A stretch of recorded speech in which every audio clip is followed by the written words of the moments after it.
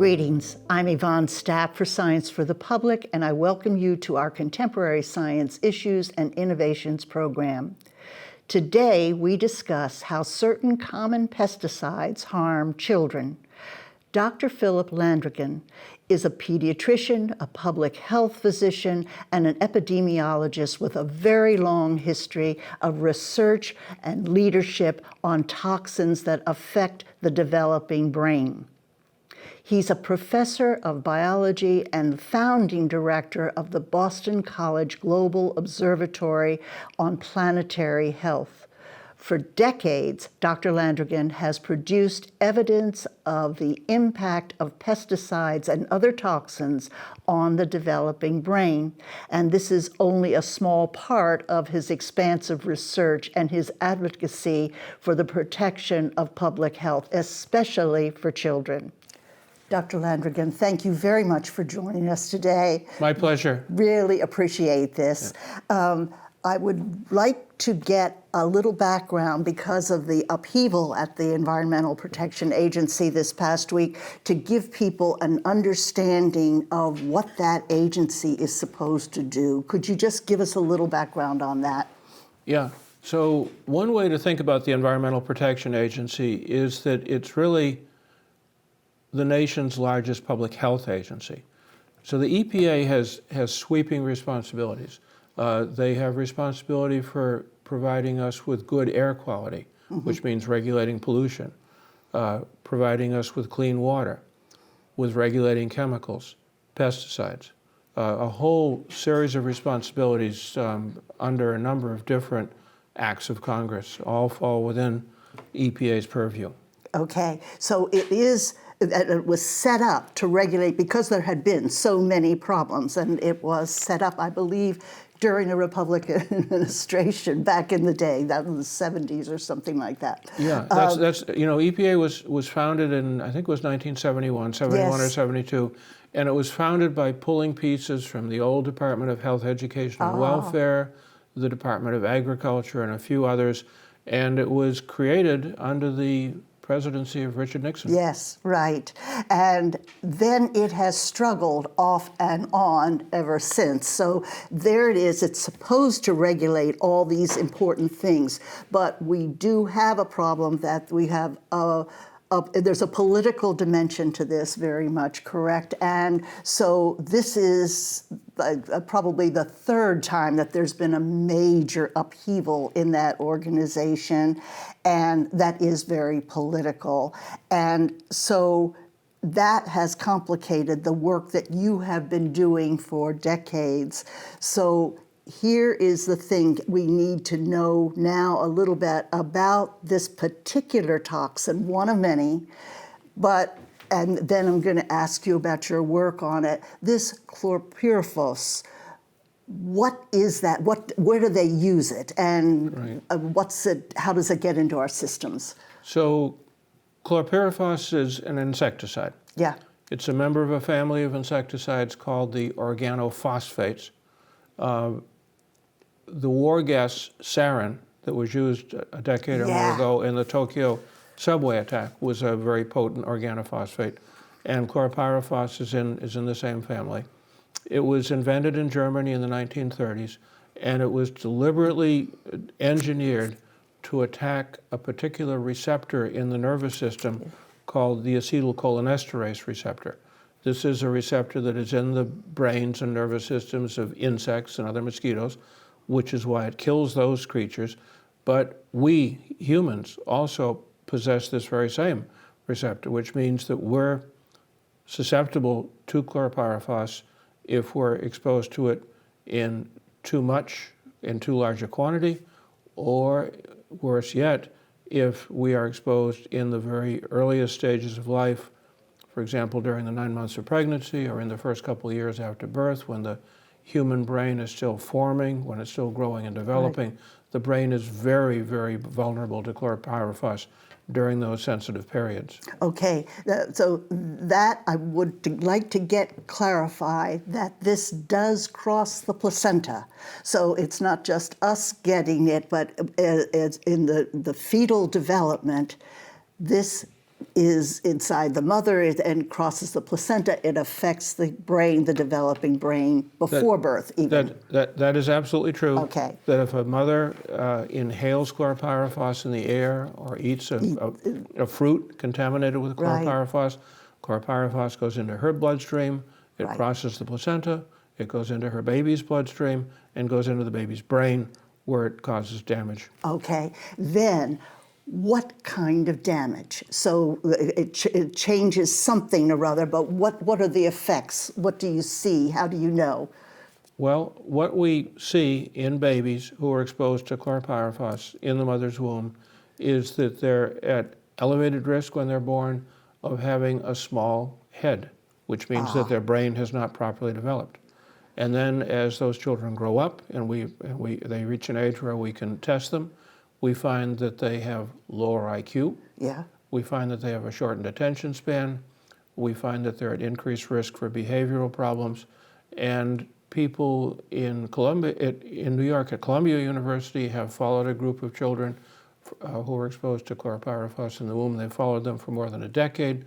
And when those kids were about 9 or 10 years old, they did brain MRIs on them, and they found functional abnormalities in those children's brains. Right, okay. We also know from animal studies where chlorpyrifos was administered to pregnant rats that their pups, the rat pups, had obvious brain damage, and the number of brain cells was actually reduced.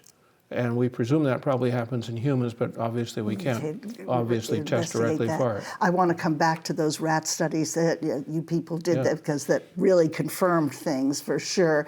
That I think are some of the other developmental issues, things like autism and attention deficit and so on, then it's a wide spectrum? That's right. So the brain damage that chlorpyrifos causes brain damage, and that brain damage can set children up for a number of problems. I've already mentioned the reduced IQ, the behavioral problems.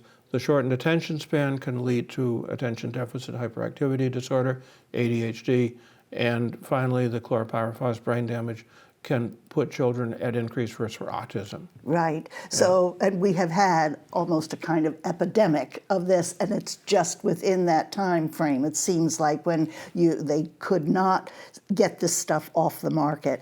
I would like to ask about how the industry was able to keep pushing this. I know of one manufacturer for this, but if you like, but why, when you made these studies, and I'd like to go in detail in just a minute about those studies, but the industry kept saying, don't worry about it, basically. How did they get away with that? Did they do studies? Well, basically, the industry was very, very heavily involved in lobbying the federal government. They argued that the effects that were seen in the studies were not important. They pointed to minor inconsistencies between the studies, which are normal when different people do different studies in different populations. There are always going to be small inconsistencies, but they ignored the elephant in the room, which was that all of the studies have shown very clearly that chlorpyrifos exposure in early life causes behavioral problems and neurological problems in children. Right, and one of the interesting things is that this is sprayed on a lot of crops, correct? So everything from nuts to fruits to vegetables, a lot of crops. So it's hard to avoid getting it, and then it's in the air when it's out there also. But so industry said, don't worry about it, and they would do studies. And this is where I'd like to ask you the difference between industry studies. This is something the public knows next to nothing about. Industry studies and the independent science studies, especially the epidemiological studies. Yeah. Well, there's a profound difference between a study which is supported by the industry or industry consultants and a study that is done by independent scientists who receive no funding from the industry. And time again, starting with tobacco, with asbestos, with lead, with insecticides, and most recently here in Massachusetts with natural gas. Yes. Studies that are supported by the industry 99.9% of the time say, there's no problem, don't worry, be happy, we'll take care of you. By contrast, the studies that are done by independent scientists sometimes find negative results, because sometimes there's no harm. Not every chemical is bad, to be sure. But studies done by independent scientists supported by the National Institutes of Health or by the CDC produced honest findings, what we in the trade call unbiased findings. And those are the findings that if you want to know the truth of a chemical, you have to rely upon the independent studies and discount the studies that are done by the industry, because the industry has ways of manipulating the data to get a negative result. Exactly, and it's very widespread. I'm not sure why that continues. Why is that allowed at all? Why does the EPA or any agency take those industry studies at value at all? Well, so there's a couple of reasons for that. The first is that the industry pushes hard. They lobby very hard for their studies to be accepted. And the second issue is funding. If our country wants the EPA to do or support independent studies of the hazards of pesticides and other chemicals, then EPA has to have the money to support those studies. Those studies are expensive. Right. Right now, the EPA avoids those costs by letting the industry do it. But avoiding those costs comes at a very high price in terms of failing to protect the public's health. Exactly. So when you do these studies, are going to get at this epidemiological approach to things. Now, one of the things that scientists like yourself have pointed out to us several times is very often we can't get the money to do a full length. These kinds of studies, when you're looking at the development of the brain, need to go over a period of years. They are very rigidly designed and so on, very carefully designed. And so the industry comes out with some other kind of thing there altogether. Why won't the government fund adequately these long-term studies? That's the taxpayer's interest. Yeah. So the best studies, the most powerful, the most sensitive studies for detecting the effects of toxic chemicals on baby's brain are what are called prospective birth cohort epidemiologic studies, which is obviously a mouthful. But what it means is these are studies that enroll women either before or during their pregnancy. They get blood samples, urine samples, take a history from the women during the pregnancy to find out in real time what they're actually exposed to when they're pregnant.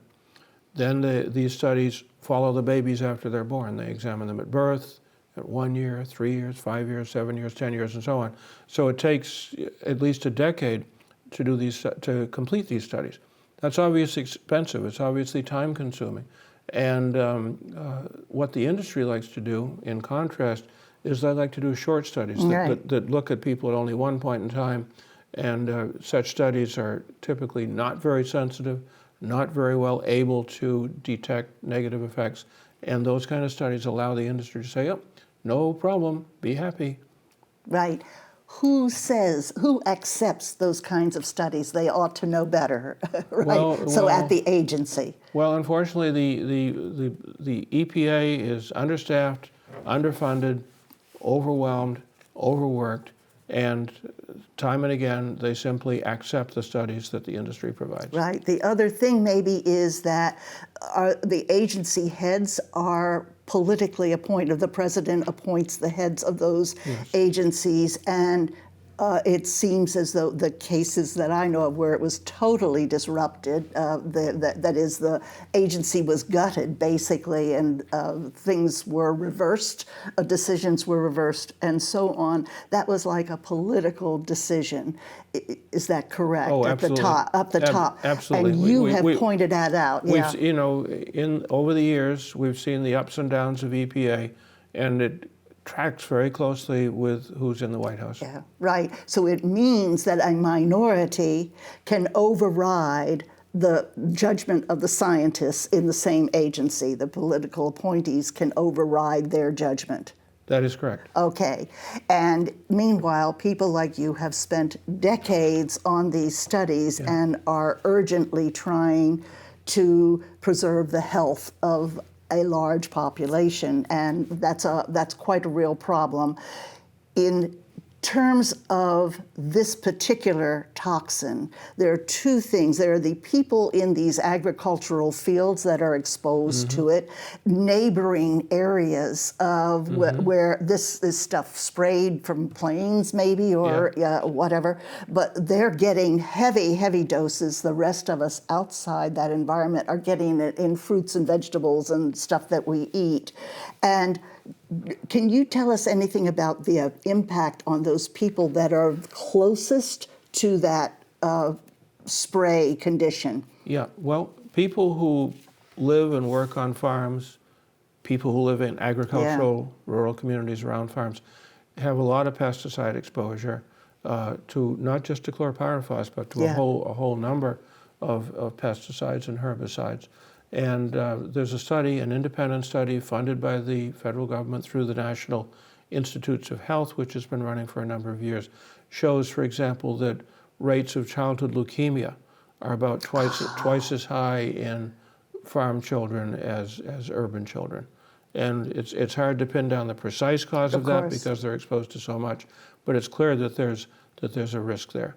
And we know also when it comes to the specific case of pesticides, we know that there are many more cases of acute poisoning, the kind of poisoning that sends kids to the poison control center, to the emergency room. There's a lot more of that in farm communities where pesticides are all around than in the city. All right, so that's quite interesting. They're really particularly vulnerable. They have no voice, by the way. Children have no voice. That's right, and those communities often have little or no voice. There are a lot of migrant workers and so on, and they just have no say on this kind of abuse. That's correct. No, a high proportion of farm workers in the U.S. are migrant workers. Exactly, exactly. So. Now, what is the status at this time? You, again, have worked for years and years, and I want to get to your article next with your recommendations about this. What is the status? First, it was going to be stopped at one point. Then it was brought back, I think. That was moved. What's the situation now about chlorpyrifos? So the situation on chlorpyrifos today is that the science is very clear. Yeah. There's animal data showing that chlorpyrifos kills brain cells in animals. And there are 3 high-quality human studies, 2 from New York City, the third one from the Salinas Valley in California. All 3 of them show very clearly that chlorpyrifos causes brain damage in children with all sorts of behavioral and neurological problems. So those studies were completed easily 5 or 7 years ago. And in 1919 and 1920, in the last years of the Obama administration, in 2015 and 2016, in the last years of the Obama administration, EPA was going through this very tedious process of risk assessment. They were moving towards a very strict ban on chlorpyrifos. Right. Unfortunately, they didn't move quickly enough. They ran out of time. And when the Trump administration came into power, one of the first things they did within the first week in office was say, nope, no ban on chlorpyrifos. Chlorpyrifos can stay on the market. And so chlorpyrifos did indeed stay on the market for the next 4 years and more. Just recently, within the past year, the Biden administration has announced that they're moving now towards a ban on chlorpyrifos, which I suspect will take effect fairly soon, as soon as they go through their process. Okay. However, that's not the end of the story here, because chlorpyrifos is one of only 40 or 50 organophosphate insecticides on the market. And my great concern is that if chlorpyrifos is indeed banned in the next year or two, that the industry will just wash their hands of chlorpyrifos and move on to the next chemical. Meanwhile, of course, the industry will continue to sell chlorpyrifos Outside the United States, yes, where there's no EPA. Right. Now, the EU prohibited it, did it before it was prohibited here, I thought, but or it was close, maybe recent years. But the EU has much stricter rules on chemicals and pesticides than we have. Okay, yes. But you still grow stuff all over the world. Oh, yeah. And a lot of those industries are American industry, agricultural industries, and so they can use it elsewhere, import it in, and we can eat it. Yeah, some are American, some are multinational. Yeah. But a lot of our food these days is grown in places like Latin America. Okay. And what we find is that pesticide levels on that imported food are actually higher than pesticide levels on food that's grown here in the USA. There you are. So nothing has changed in a sense because we can't identify which things are loaded with this or any other toxin at the grocery store. Well, no, that's not quite true, because one way that people can reduce their exposure to pesticides is to buy organic. Yes. I know organic costs a little more. That's not good. True. But we know that people who eat a mostly organic diet have 90% less pesticide in their body. We knew that because we've done direct studies that have examined the question. And when you buy organic, you have to read the label. It has to say USDA, U.S. Department of Agriculture, certified organic. If the label says natural, forget that, yes. That means nothing. But if it's USDA organic, you will reduce your exposure to pesticides and protect your family. Okay, that is not an option for a great many poorer people, obviously, or they may not know about this, but that organic option. But that is important information. Appreciate that. Okay, you have struggled with these studies. You must be very frustrated. This for years and years and years, and this is not the only one that you have worked on. And so I want to ask you what your recommendations were about regulation next, but how frustrating is this for you? Is this a worldwide problem? Well, I am frustrated, and this recent Supreme Court decision, which strikes down the EPA's ability to regulate climate gases, is that's disastrous. I'm frustrated, but I'm also patient. I've been at this business for a long time, and I have seen a lot of successes. I firmly believe in the famous saying that was coined by Theodore Parker and echoed by Martin Luther King, that the arc of justice is the moral arc is long, but it bends towards justice. A couple of specific examples. We got lead out of gasoline in this country. You did. You were really instrumental. A group of us did. And we reduced children's blood levels by 95%. We still have lead, witness Flint, Michigan, but that's a huge success story. We've cleaned up the air in this country. Most people don't realize that the air in the United States today is 75% cleaner than it was when we passed the Clean Air Act back in 1970. The air is a lot better. Our drinking water is better. Pesticides are not well regulated. Chemicals are not well regulated. That's where we have to direct our attention. But we know how to do this. The obstacles are not technical. The obstacles here are political. That's right. And lobbying and economic power. Right. And it seems as though you have thousands of scientists who know what they're doing, and they're going to do this, but this political dimension is always in the way. You shouldn't be having to do that. Is this typical in other countries and other very advanced economies? Is this the same thing everywhere? No, it's not. This isn't the same in all the world. Okay. In the European Union, for example, sure, the industry fights to protect their interest, but I think there's much more sense in the European Union that the industry and the consumer groups and the regulators have to work together. Is it perfect? No. But is it better than the USA? Absolutely. Okay, that's good to know that there is some hope out there. And that takes us to your next point. In this article, you laid out 4 important points for how this has to change. And I'd just like to reinforce that you need the expertise of the scientists and the politicians do not have that expertise, and they may come in with a lot of bias. Politicians don't have that expertise. judges and Supreme Court justices don't have that Most expertise. definitely. Yeah. Most definitely. Yeah. So they shouldn't have the power, really, to make these kinds of judgments that impact health, and certainly the unborn. I mean, that you would damage children before they're even born. Yeah. Well, I don't think you can say that politicians shouldn't have that power. After all, we elect officials to make decisions.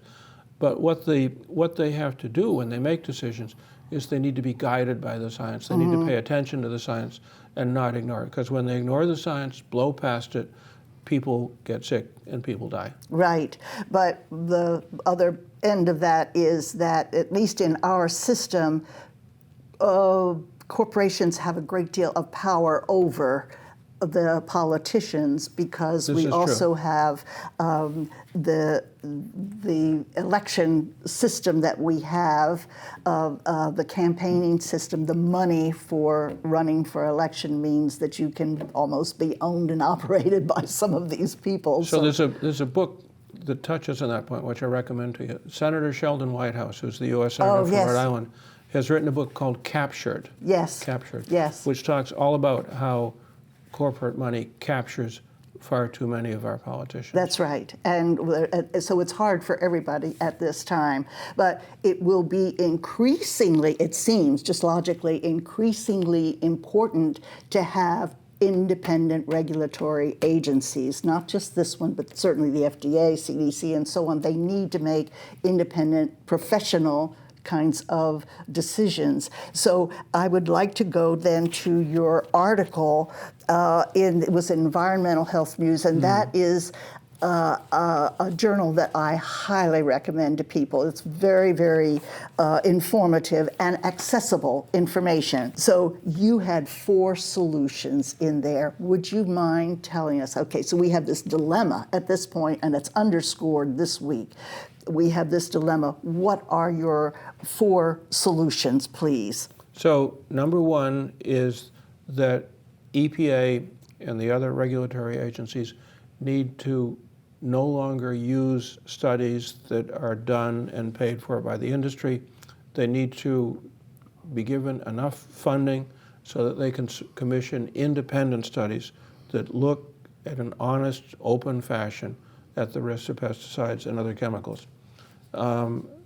Number 2, we need to do more measurement across the United States of pesticide levels in people. We're all exposed to pesticides in the air we breathe, in the water we drink, in the food we eat. The question is how much, and different people in the population are exposed to different amounts, no surprise.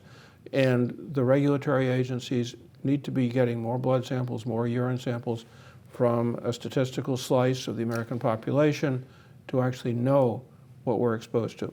The third thing is that the regulatory agencies need to bring 21st century science into the equation. Yes. Right now they're relying on old scientific tools that are not very sensitive. We have a lot of new instrumentation these days where we can pick up cancer risks at very low levels. We can pick up damage to the human brain at very low levels. EPA is not currently using those tools. They're using some crude, insensitive tools. They're missing toxic effects of chemicals like pesticides. I'll come back to that one if I may go ahead. And finally, which relates to that last one, is that the EPA uses what they call risk assessment protocols for weighing the risks and the benefits. And those protocols are way out of date. It's like they're using protocols that were developed in the 1970s to examine risks in the 21st century. Does the last 2 points, does this, their outdated way of evaluating the data or their studies, does that affect how they can determine which of all the pesticides that we're taking in all the time, can it distinguish different ones, or it can't under the present protocols?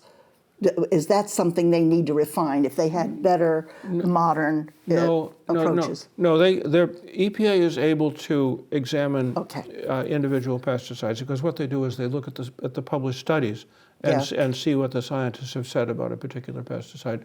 But the overarching thing is that right now they're using old tools to look at new problems. Aha.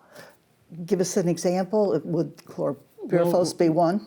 In the case of chlorpyrifos, the scientists knew a decade ago that chlorpyrifos was causing brain damage to children and reducing children's IQ. EPA was very slow to accept that information. Okay, that was the EPA scientists. Did they know that their protocols or their equipment that was outdated, that wouldn't pick it up, or what happened? I'm not sure. I'm not sure, because one would have to be inside EPA to answer that question. Okay, all right. Why don't they have the modern approach, the modern equipment or approaches? I think a lot of the problem is that the Congress has not seen fit to provide EPA with the resources that they need to upgrade their systems. You know, within EPA, a lot of good and dedicated people. Right. Lots and lots of good. I spent 1.5 years of my life on sabbatical working at EPA in the late 1990s, and I was impressed by the quality of the people. But they're overworked, they're overwhelmed, they're being asked every week to review 5 or 10 new chemicals, and they don't have the staff to do that, and they're stuck in place unless they have more resources and are given the tools they need. It'd be like asking an army to fight and giving them no rifles. I was just going to say, we certainly are generous to the military in terms of funding. Then why couldn't we shift some of that money? So it's a case of the money is there, the will seems to be missing to provide it. Yes, yes. Okay. Again, our other, like say the EU nation, European Union nations, are those a little more up to date in this regard? They are. Do you have any ideas about how we get to that? What would be required to move to a modern approach? So how can we get there? So Yes. I speak a lot to parents, and I say to parents, you can act on 3 levels to better protect your children against hazards to the environment. Firstly, you're the CEO of your own home, or the co-CEO. And you have control over what food you buy, what you bring into the house, what you feed your children. Secondly, you're members of a community. And at the community level, you can act through the school board, the PTA, the town council, the city council, to regulate things like pesticide spraying on parks and playgrounds and in schools. Thirdly, every parent is a member of society. They vote. Voting is important.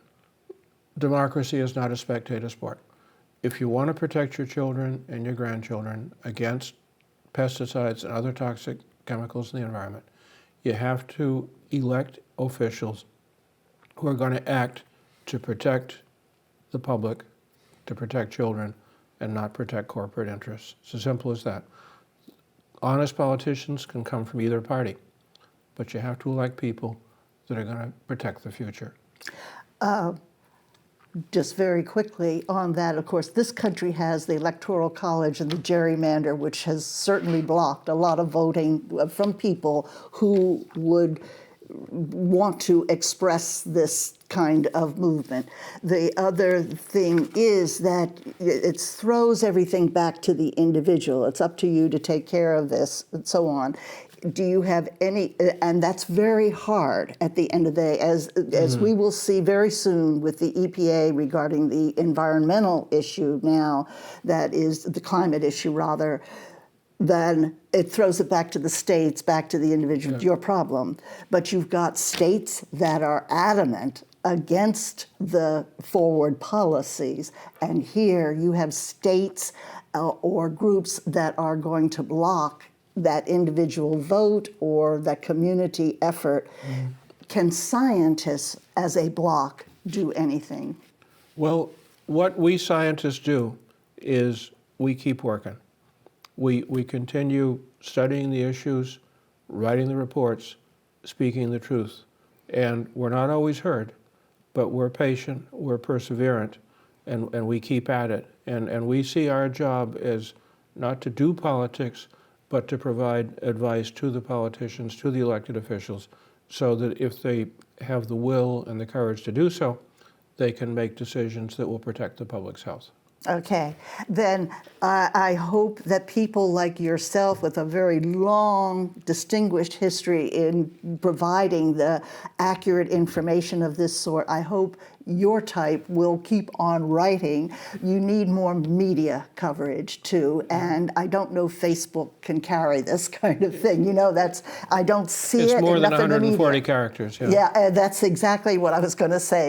And since people veer or are not paying attention to this, or this requires a little reading, a little effort, then that's a real problem. But I do hope that the scientific community will get out there and make a noise on this, on a lot of issues. We are already. I hope. The great example that I hark back to is in the late 1960s, Bernard Lown, who was a famous cardiologist in Boston at the Brigham Hospital, was appalled by the threat of nuclear war. Mm-hmm. He contacted a good friend of his, a cardiologist in Moscow, who happened to be the personal cardiologist to the head of the Soviet Union. They got together, they formed an organization called the International Physicians Against Nuclear War, IPPNW, and lobbied the leaders on both sides of the Iron Curtain at that time to stand it down, to cool the temperature, to protect us all against nuclear holocaust. And for that, they got the Nobel Prize a few years later, the Nobel Peace Prize. So I think that's the model. We scientists do our science. We don't do politics per se, but we certainly do our best to influence the politicians. And I hope you will continue, and please keep writing. I Thank know you. it's an additional chore, but we need to hear from people who can express it as well as you do for the general public, and I hope the public will pay attention to this. So do This I. is sad. So do I, and thank you very much. Thank you very much. Very, very interesting to talk to you. Excellent. Thank you. Thanks, Yvonne.